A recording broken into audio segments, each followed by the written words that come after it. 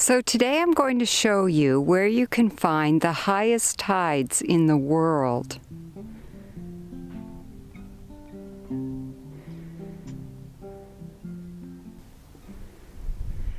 So I wanted to bring you along to the beach with me today.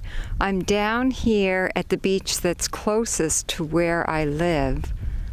Oh, I don't know if you can see that. There's a beautiful bald eagle flying along the shoreline there.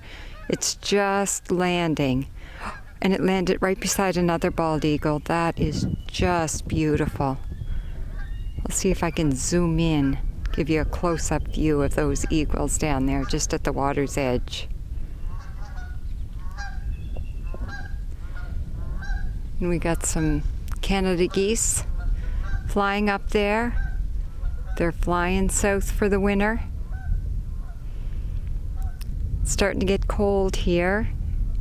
We're almost at the end of October and the weather is cooling down, but it is just stunning down here at the beach today. So where I'm located, I'm right at the top of the Bay of Fundy on the Minas Basin. And you've probably heard that the Bay of Fundy has the highest tides in the world. But the very highest points in the Bay of Fundy are right up here at the top of the Minas Basin, where the tide can change as much as 16 meters or 50 feet. It's quite amazing, and it does that twice a day.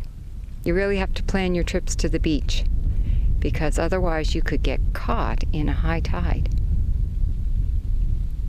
There's big tidal pools here, and it is just beautiful here today with the sun shining. You can look across there at Cape Blomidon.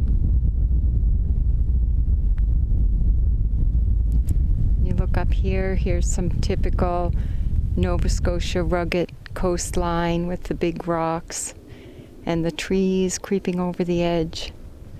It's absolutely beautiful. So as you can see, the terrain of the beach here is quite different from the beach I usually go to in PEI. The tide goes in and out fairly quickly, but yet you don't get the big wave action that will often toss rocks and shells and glass around to make it all soft and beaten up by the waves and the tide changes. And there's quite a bit of silt in the water, so things tend to flow as opposed to crash and get tossed around really crazy like. But I'm still going to do a search and see what I can find for some beach treasures today. So I'm just watching those two bald eagles sitting out on the rocks out there.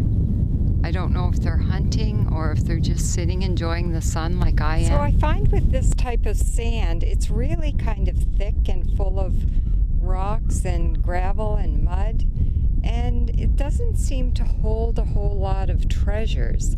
So I'm not finding a whole lot of interesting stuff here. So you can see here that the water's edge is way, way out there. If I decided I wanted to walk to the edge of the water, I'd probably be walking for about half an hour, because it really is a long ways out there. But when you look at all of the beach, and if I follow the line of water all the way in, you can see that right down at my feet, the beach is still wet from where the tide was just in here a few hours ago. So you can see there's little tidal pools even right behind me there.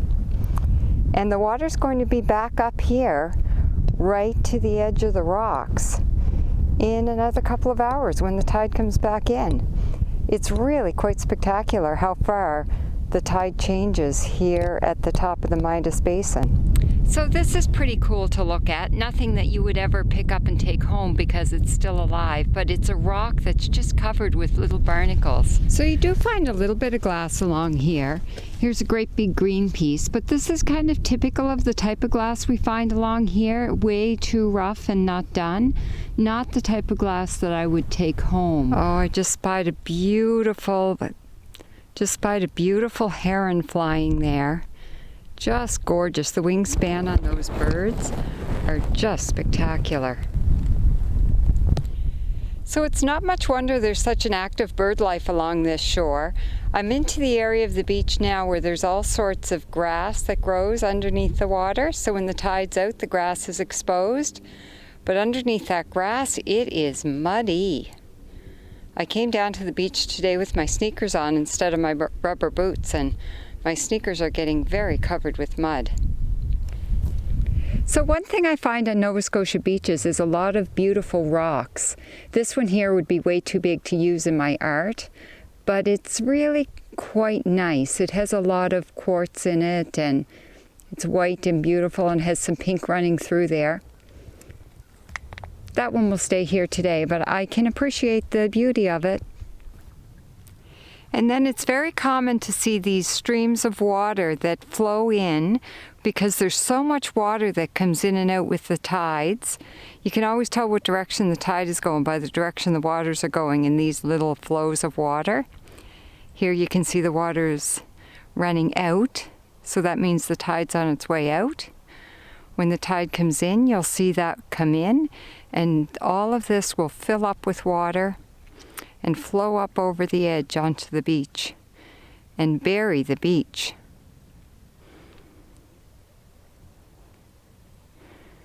Where I'm standing now is going to be underwater in another few hours after the tide comes back in. So you can see I'm not going home with a whole pocket full of treasures. I did find a couple of pieces of glass, a green one there and a white one, but they're both too rough, so they're going back. And I found a few pebbles and shells that I think I will keep. I don't think I'll keep that one, it's not very pretty, but I'll take those home and use them in my art. But what I'm really going home with is a sense of peace and calm after being down at this beautiful, spectacular place for a nice walk on a cool October afternoon.